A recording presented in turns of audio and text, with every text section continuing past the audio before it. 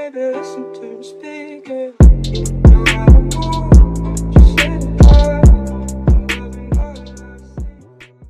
go. So this is where the match I'm going to start it at. I actually already died because the teammates wanted to keep pinging the hunter where I was. So the hunter did put him on a chair, and then he easily allows them to kind of get away. Now I know that might seem like it's not a big deal, but you'll see later on more more obvious evidence, obviously. So what's happening now is that the hunter is going to hit the thief, the other thief. So this is part of the Inori clan. All three of these people are part of the Inori clan. And so he's going to hit the thief, and then he's just going to walk away. This is what happens. He's just going to walk away, and then he's going to focus only on Yo Mama, because Yo Mama is not part of the Inori clan, right? So watch this. Now this is when it becomes very apparent, right? We're just going to keep watching, and watch this. He allows both of them to kind of just keep decoding, and what they'll do is they'll run around and play with him a little bit, but you'll see it in a second. He actually will take the thief down, and you got to remember that the reason why he does this is because of points, and that's the reason being. So they feed each other points. So right now, like I said, it's not going to seem too suspect, right? It looks like they're actually playing, but he's actually just going to walk away, and he's going to walk away now. And he's going to go after Yo Mama because he knows where Yo Mama is. And he's just going to allow his two teammates to heal them up. So at first, right, and there's a reason why I'm including this gameplay. At first, it looks like he's actually playing, right? And it's just me coming up with these sort of theoretical arguments. But this is all for points. So it allows the hunter to gain up the points that he needs, especially for the rank session. So he's going to just allow these two to heal each other because, again, this is his teammates through Discord. And he's going to only go after Yo Mama. And I really wish that I would have changed my camera at this point to see what Yo Mama was doing. But now he's going to down Yo Mama. And what's interesting now is that when Yo Mama gets onto the chair, oh, thank you for the YouTube notification. They're not going to really do anything. In fact, Yo Mama is about to be placed here. Yeah, there we go. I showed him. He's about to be placed on a chair. What the forward is going to do, he's actually going to go into the house, into the sacred hospital, and he's going to start decoding the machine in there. And the hunter sees him, and the hunter does absolutely nothing. And this is the sort of rampant cheating that's going on in the upper tiers. And we've already had one upper tier member of ours quit the game because we really can't play high tier matches now. Inori is just so big of a clan and as a community that they just manipulate every single match. So what they do is they really try to tie a lot of the matches so the hunters don't lose any points and the survivors don't lose any points. So the survivors will gain 2 or 3 points for a tie if they're alive, and so will the hunter. And this is the sort of rampant cheating, as I just said, that's going on. So he's just going to keep decoding right here. And the hunter is going to be over there and just watching him and doesn't do anything, doesn't bother going after him. Now, I know what you may say. Well, maybe the hunter is just really guarding the area. Well, you're going to see by the end of the match of them just standing next to each other. So I'm actually purposely starting this video to show more of the subjective stuff, and then you're going to objectively see it. So just hang in there. So in this match, their plans actually went according to plan, if you will. So they want the two teammates, Yo Mama and I, who are not part of Inori, to die, and then the other two get away. And that's how they manipulate the points. So the hunter doesn't lose points, and the survivors don't lose points. And if anything, because of a tie, they'll both gain a little bit of points. And you're going to see more of this within the match in itself. And then I'm going to show footage of another game after this where Yo Mama completely kites the hell out of Inori, and they purposely allow themselves to die so they can still tie the match. And you'll see that in the next clip. So in this clip, you're seeing when their plans go, well, when their motives go according to plan. And so they didn't rescue Yo Mama or anything. And what they're going to do now is they're just going to continue decoding until the end, and they'll meet at the gate, and they'll give each other little warm, fuzzy hugs, because that's what, you know, little cheat manipulators on the leaderboards need, is they need that coddling because they're sensitive people. And we'll just keep watching this match. So you see the sort of rampant cheating, and because Inori is so big, This is happening in every single match. Legendary gameplay is really, you can't even play it right now. Alright, so here's where it comes super obvious, and obviously they're decoding the gate, and the hunter doesn't really care. He's just going to stand there, and the reason being so is that they're all going to walk away with points now on this match. And you got to remember that, you know, it's one thing if you just so happen to stumble on your friends and this sort of thing happens, but this is every single match now in Legendary mode. Inori, the reason why they're up on the leaderboards is because they're all manipulating the scores. That's why you have rank 6s now. They're not facing actual competition, they're facing friends who are helping boosting them and helping them score up higher. And then what they do is they make fun of other people for being rank 5 and rank 4, but what do you expect when you're boosting? So this round, I'm actually going to show the entire match. You're going to see Yo Mama absolutely destroy Inori. You're not really going to be able to see it, but you're going to just be able to infer it.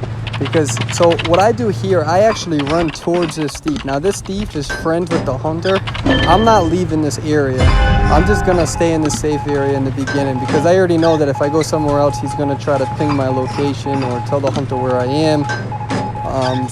Or at least use the process of elimination of telling the hunter where him and his friend is so he can kind of see where we are in terms of the machine. This is the sort of manipulation that you got going on in the high tiers. But in this round, if you just want to skip somewhat towards the end, what you're going to see is 3 of us, the gate was open, 3 of us could have exited.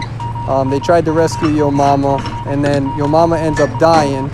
I end up getting away, and one of them sacrificed themselves so the hunter doesn't lose any points. This is the sort of manipulation that's happening at the high tier level. So anyways, so we're going to continue kiting here, and we're going to get this machine down.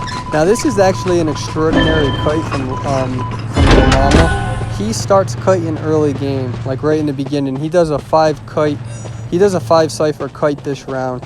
And I really wish that he would have recorded it so I could have given you his perspective. And we're going to be working on that relatively soon. For those who don't know, Yo Mama is he's a top 3 overall player, except unlike some of the Inori people, he doesn't manipulate points in order to get there.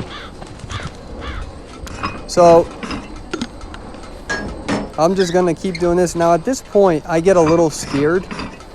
Because I know that there's so much manipulation in these upper tiers that at any point in time he could teleport to me or whatever. So, but Yo Mama absolutely destroys this hunter, and he's just still kiting the heck out of him. He still hasn't even been hit.